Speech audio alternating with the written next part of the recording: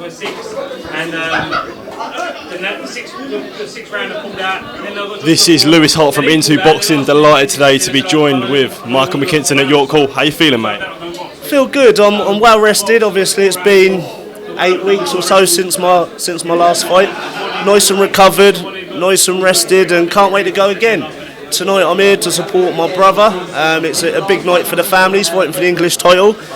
So I'm here as a big brother and a fan. It's going to be a great night of boxing, and yeah. We'll get on to the Vergil Ortiz fight. Firstly, obviously, like you said, we're here for your brother. How's, I'm sure you've been around him a lot at this camp. What's it been like? Has it been different to anything else for him? Yeah, so he's had a lot of time to prepare, which is needed. He's a big guy at the weight. He started his camp out in Texas, actually, when I was out for the Ortiz fight, and he was sparring out there, running out there, and that's when he kind of started his camp. He is in an amazing shape. Everyone's going to say that. He looked good on the scales yesterday, and I make it no secret that I tell everyone he's actually the better brother. Like in the gym, day in day out, he's much better than me. So I heard southpaw, but Luke, I'm more than confident in Lucas because we see what he's like in the gym. He's the best, most talented, and the best fighter that I've ever trained alongside. So more than confident he'll pull the job off tonight. How important is it for you, especially growing up, when you was younger, having a brother like that, both of you? I'm sure you just bounce off each other in terms of both being boxers and both, boxing at a good level. Yeah, over the years, especially when we were kids, I gave him plenty of hidings, and like me and him, my dad, we were sparring in the living room all the time, and my dad would tell us to put the gloves off, and he'd leave the house and we'd put them back on. We always had that sort of brotherly competition. I wouldn't be as good as I am if I didn't have Lucas as my brother, and vice versa. I'm very grateful that I'm in a boxing family and I get to do a job alongside my brother. But we've both been pro 7-8 years now, and he's watched me have my bit of success, my breakthrough, and it's all about him now. He's just as good. And I'm more than confident he's going to pull the job off tonight, and this is his breakthrough tonight. How important is it for him to have a brother like you? You've been to America twice. You came from fighting on the small halls. You're in America. How important is it for him to have a mentor like you? It's good. We're a close team. Everyone that knows, everyone in my team, we've got matching tattoos and everything. Not just me and my brother, the whole team, and obviously people that know. My dad's our trainer, and me and my brother's been in boxing our whole life. So this is a dream for all of us. My success is his success. When he wins, I win, and when I lose, he loses. So it's a big night for the family, and I'm sure I'll sit back and be a proud big brother tonight. Going on to the Vergil Ortiz fight, what have you learned from that? Obviously fighting. There's no shame in losing to someone like Vergil Ortiz, but what have you learned from sharing the ring with him? And since obviously, unfortunately, taking a loss, has your mentality changed in any way? At the time, I was gutted losing my O. I went there very, very confident, and I really did believe that I could pull it off. But Vergil Ortiz, there's a lot of hype about him, for a reason.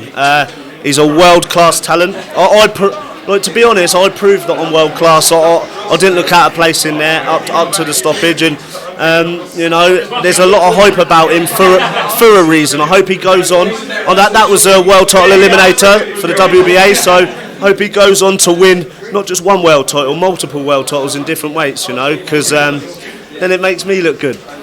Obviously, I'll never know what it's like to be in the ring with Vergil Ortiz. Thankfully, I won't know what that's like. What's it like for you, How different was he from, everyone else you faced? The pace he set, we knew would be a different pace that I've ever been in the ring with, but we was prepared for that.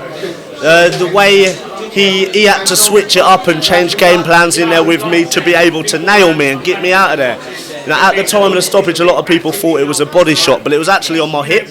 So if you look back in round 8, up to round 8, I felt fine. I felt like it was going to go the distance, and then hit me on the hip, nothing illegal about it, but my ligaments just went, and I couldn't put no weight, and it was just really unfortunate to end that way. I was in the fight. I was losing, but I won the first round. I think the judges had me win the first round, and I was always in the fight, and the plan was to finish strong when getting to the rounds he'd never been before. But it was gutting. It was a bit of a pill to swallow at the time, but being in Texas, I got booed coming to the ring, but I actually got cheered coming out, and I won a lot of supporters and I won a lot of respect from it. So other than the result itself, I'll take nothing but positives from that whole experience.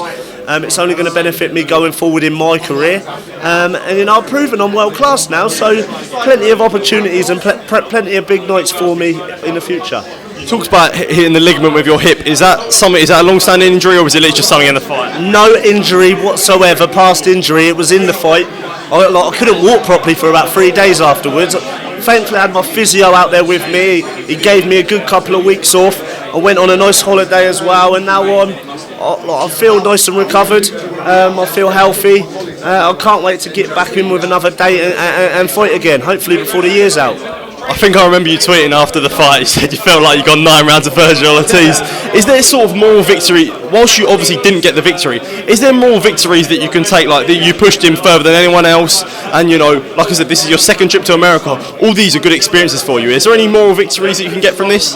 Yeah, of course. I got to fight the most feared, one of the most feared, if not the most feared 147 fighter out there, and I went a lot further than anybody else, and I think I exceeded people's expectations of me in the fight.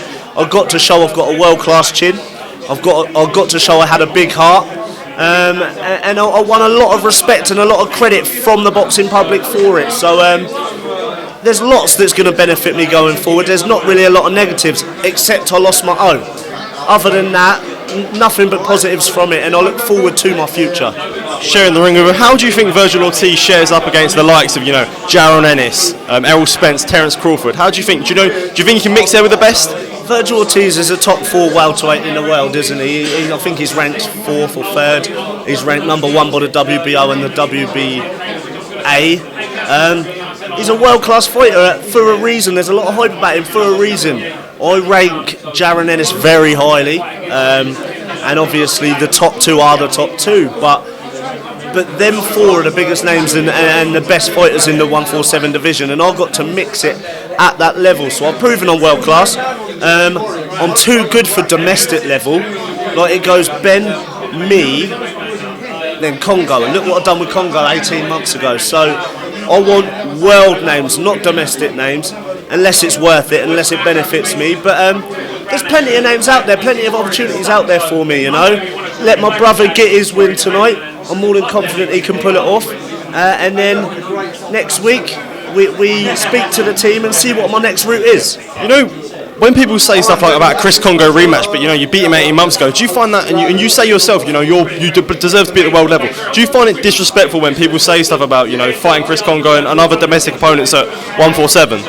Kinda. The question is, I don't think he would fight me again. He might say it in front of the camera, but it wasn't a close fight, and I mentally demoralised him in the fight, really. He's a nice lad. He sparred I see my brother spar him 8-10 months ago. But there's, for Kongo and for the people below, there's so many good fights domestically. But I'm above that, I believe, and it is. I wouldn't say it's disrespectful, because Chris Kongo's a very good fighter. He is a very good fighter, but I'm better. And I want world names, not domestic names. Obviously, like you said, you didn't get no injury from the Vergil Ortiz fight. When's a good timeline for you to get back? Is there anyone on your list that you'd like to fight? Obviously. Yeah, I did have a couple of injuries. My hip and stuff like that. My pride, stuff like that. But I would like to be out, even if I don't know if I've got to get a win to fight for another big fight first. So let me get out before the year's out, closer to home ideally, but I don't really get a say. I've never really got a say. I'd like to fight closer to home, but I think the most important thing is to try to get out before the year's out and then hit 2023 with big fights. When's that Fratton Park Cup fight coming? The club really get behind me. I know the fight is out there somewhere on Fratton Park, but I've got to earn it. I've got to earn it, and I've got to make them bring a fight to Fratton Park firstly. Honestly, really appreciate your time taking the time out. Best of luck to your brother today. Hopefully he gets that win. Cheers, Mike. Nice one, mate. Thank you. Cheers, man. Is it right to get a photo? Is that all right?